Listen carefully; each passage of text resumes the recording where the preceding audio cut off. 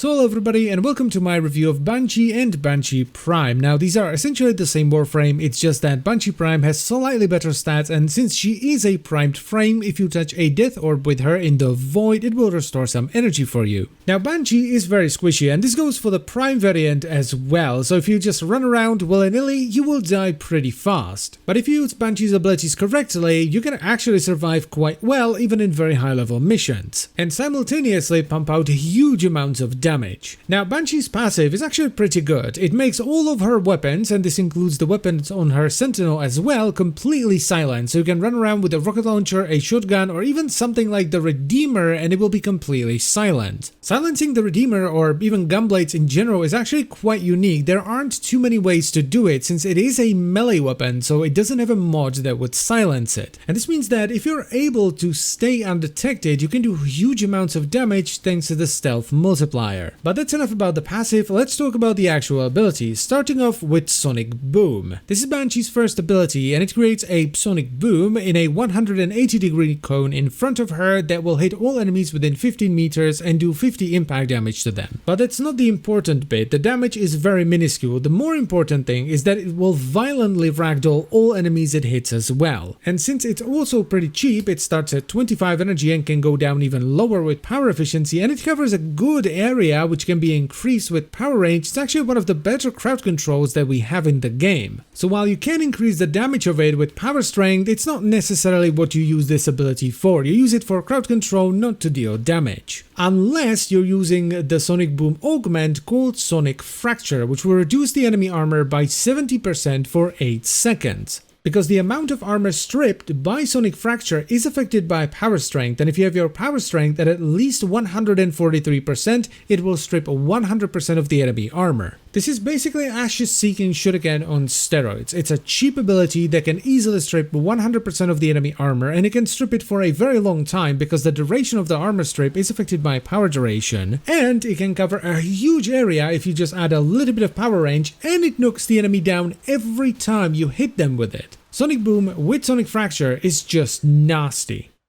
Banshee's second ability is called Sonar, where she releases a sound wave that will highlight enemies on the minimap that are within 35 meters of you, but also, more importantly, put a weak spot on them for 30 seconds. Now these weak spots will appear on random parts on every enemy, so one enemy can have it on their knee while another one can have it on their head, and they multiply your damage by 500%. But the best part here is that one enemy can have more than one weak spot, and if you're lucky enough, they will overlap, increasing your damage multiplicatively. So Banshee is technically the most damaging frame in the game. I personally have been able to overflow the 32-bit integral limit a few times, which basically means the game didn't have a big enough number for how much damage I did. It's very tricky to do though, it requires a lot of setup and basically only works in the simulacrum. Now as far as modding for Sonar is concerned, the damage multiplier you get from the weak spots is affected by power strength, the duration of the ability is affected by power duration, and the range in which you mark enemies is affected by power range, and you can of course reduce the cost of the ability, which at base is 50, by using power efficiency. Now there's also an augment for Sonar called Resonance, and what this does is it makes it so that whenever you kill an enemy, and that does mean a kill shot, by shooting their weak spot, it triggers another sonar, with the duration of that sonar being equal to your current sonar duration. So if you have 10 seconds left on sonar and you kill an enemy by shooting their weak spot, it triggers another sonar, but this one will only last 10 seconds. Now the secondary sonar wave you get from Resonance doesn't actually originate from you, it will originate from the enemy you kill. And the range or the radius of this secondary sonar wave is affected by power range. However, there is one thing the card does not say, and I think it should, and that's that Resonance has a 5-second internal cooldown. So if you shoot an enemy in their weak spot and they die and trigger Resonance, you can't trigger another one for 5 seconds. It's still a good augment though, especially in missions where you have tons of enemies running at you at all times, because it helps to spread sonar around, you don't have to cast it over and over and over again, consuming tons of energy, and it will often overlap those weak spots as well, leading to massive damage.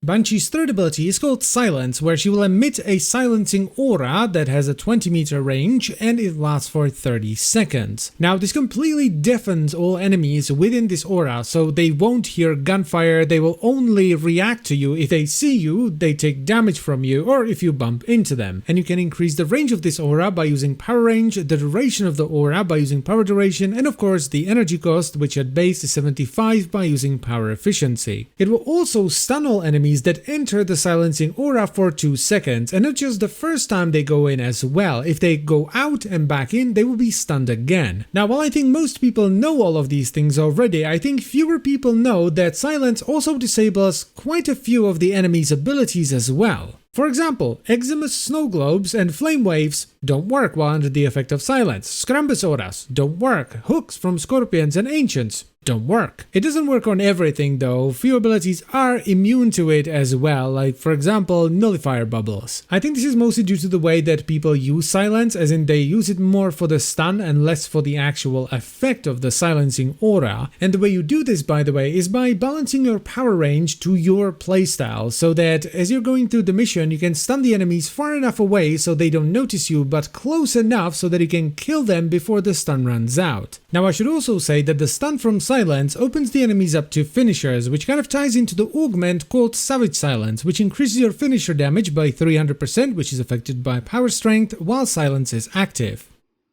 And Banshee's fourth and final ability is called Soundquake, where she slams her hands into the ground and starts pulsing 200 blast damage per second to all enemies within 20 meters, staggering them in the process. Now this is a channeled ability with an activation cost, so it costs energy to cast, which you can lower by using power efficiency, but then it also drains energy as you channel it, which you can reduce with power efficiency and duration. On top of that, you can increase the damage with power strength, and you can of course increase the range of the Quake by adding power range. The downside here is that you cannot replenish your energy via most means while you're channeling Quake. And the ones that do work, like Energy Orbs, Arcane Energize, Rage or Hunter Adrenaline, are not necessarily the best ways of replenishing your energy while you're stationary and channeling Quake. Which is why the augment, called Resonating Quake, is so good, because it removes the channel from Quake and it makes it into a singular pulse that does 20 times the damage, though the damage does diminish with distance, so the farther away the enemy is from you, the less damage they will take. The main thing there is the damage is much higher, though also burstier, but also you can replenish your energy in any way you want in between pulses. This makes Banshee hands down the best frame for lower level defense, because if the enemies don't have a ton of health and they can die from a single pulse,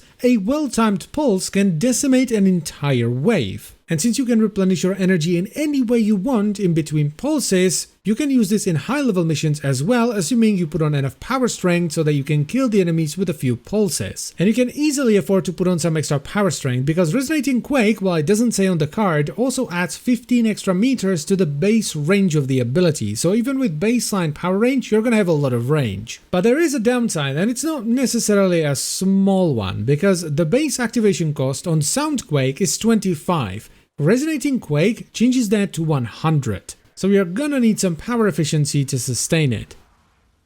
My biggest problem with Banshee is that she is squishy. One wrong move in a high-level mission and you are dead. But her toolkit is absolutely fantastic. Sonic Boom is an extremely cheap craft control that's very reliable, and it can strip away the enemy armor as well. That is just nuts. Sonar can multiply your damage, what, bazillion times if you want to and you get lucky enough, so that's really good as well. Silence is absolutely fantastic if utilized properly, and Soundquake, specifically with the Resonating Quake augment, is amazing for defense or any mission where you want to do a lot of damage over a large area. The biggest downside with Soundquake is that it does blast damage, and blast damage is not a great damage type. So while I personally don't use Banshee a ton, whenever I do use Banshee, I'm always happy that I did, because her toolkit is just a lot of fun to play around with. And that is pretty much it for the review, so I thank you very much for watching. As always guys, I would like to extend a special thank you to all the channel members. Thank you guys very much, and I will see you next time.